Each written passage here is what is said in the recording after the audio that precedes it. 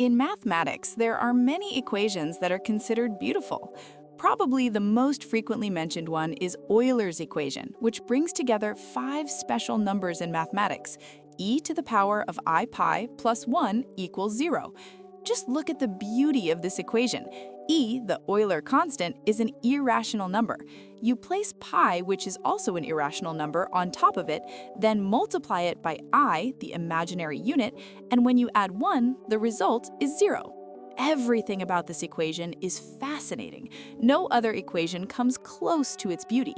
However, in this video, I want to argue that a different equation should be nominated for a list of the most beautiful equations in mathematics. This equation also belongs to Euler, the Euler Product Formula.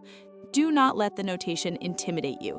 The capital sigma symbol is used to represent the sum of a sequence of terms, and the capital pi symbol is used to represent the product of a sequence of terms. The sum here runs over all natural numbers such as 1, 2, 3, 4, and so on. So what is meant is a sum of terms like 1 over 1 to the power s plus 1 over 2 to the power s plus 1 over 3 to the power s, and so forth. The product, on the other hand, is taken over all prime numbers, such as 2, 3, 5, 7, 11, and so on, and you obtain terms like 1 over 1 minus 2 to the power minus s, multiplied by 1 over 1 minus 3 to the power minus s, and so on. The first reason I truly love this formula is that it is extremely surprising. Why should a product involving only primes be related to a sum involving all numbers? This seems very strange, and the fact that this strange relationship arises using only very basic mathematical operations, addition, multiplication, division, and so on, makes it even more astonishing. It is worth pointing out that there is a parameter s on both sides of this equation. S can take many different values.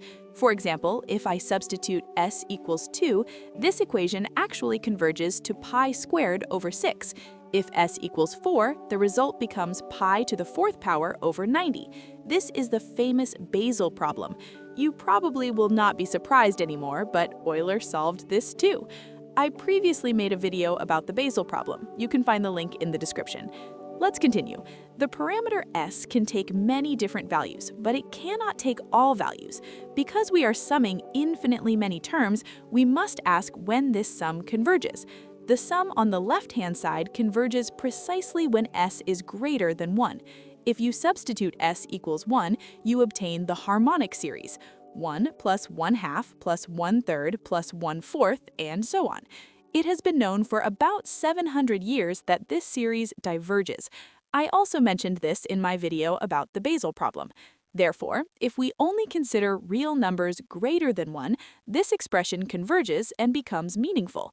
In fact, we can also substitute complex values for s, which opens the door to a very deep area of mathematics that contains a $1 million Millennium Prize problem. All right, now let's come to the proof of the formula. You may have heard of the Sieve of Eratosthenes before. It is one of the oldest and smartest methods for finding prime numbers. About 2,000 years ago, Eratosthenes of Cyrene proposed the idea of systematically eliminating non-prime numbers instead of checking each number one by one within a given interval. To understand this, imagine that we write all the numbers from 2 to 100 side by side. Our first number is 2.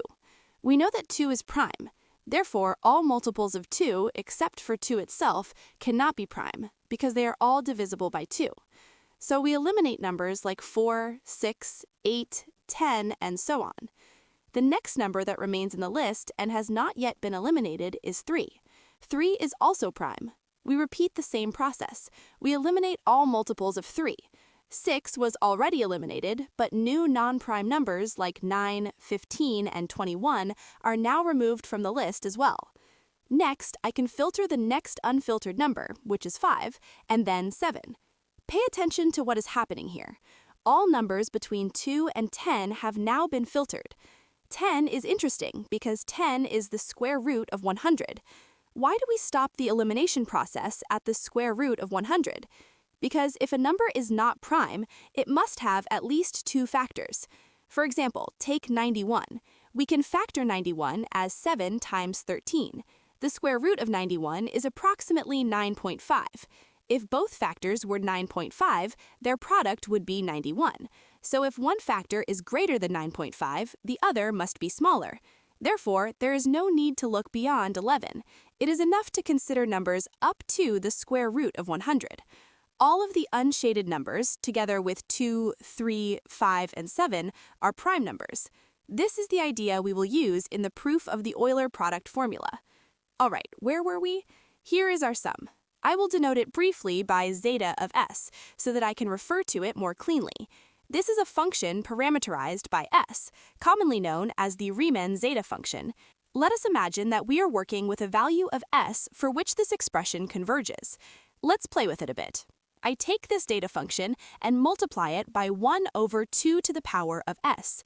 If I look at all the terms in my series, this has the effect of multiplying everything by 1/2 to the power of s. If I distribute this inside the parentheses, my denominators become 2 to the power of s, 4 to the power of s, 6 to the power of s, and so on, all the even numbers. Now, let's subtract the lower expression from the upper one. In other words, what I am considering is 1 minus 1 over 2 to the power of s times zeta of s. When I divide the zeta function by 2 to the power of s, everything in the denominator becomes even. So when I subtract it, all even terms like 1 over 2 to the power of s, 1 over 4 to the power of s, and so on, are eliminated from both sides.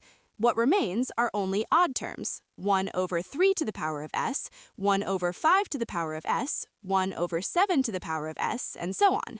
All right, let's continue. I now take this expression and apply a similar trick to it. This time, I multiply by 1 over 3 to the power of s. Just as I filtered out the 2's, I am now filtering out the 3's. When I do this, my denominators become multiples of 3, 3, 9, 15, 21, and so on. We see all multiples of 3.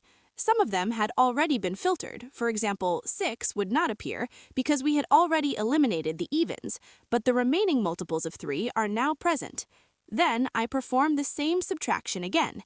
This gives me 1 minus 1 over 3 to the power of s multiplied by the previous expression, and all multiples of 3 in the denominator are filtered out. What remains are numbers like 5, 7, 11, and so on. No multiples of 2, no multiples of 3. All right, I can continue and keep filtering. The next step is 1 minus 1 over 5 to the power of s, which eliminates all multiples of 5. So the picture given by the Sieve of Eratosthenes brings us to this point. I have filtered out 2's, 3's, and 5's. My next steps would be 7's, then 11's, then 13's, and so on.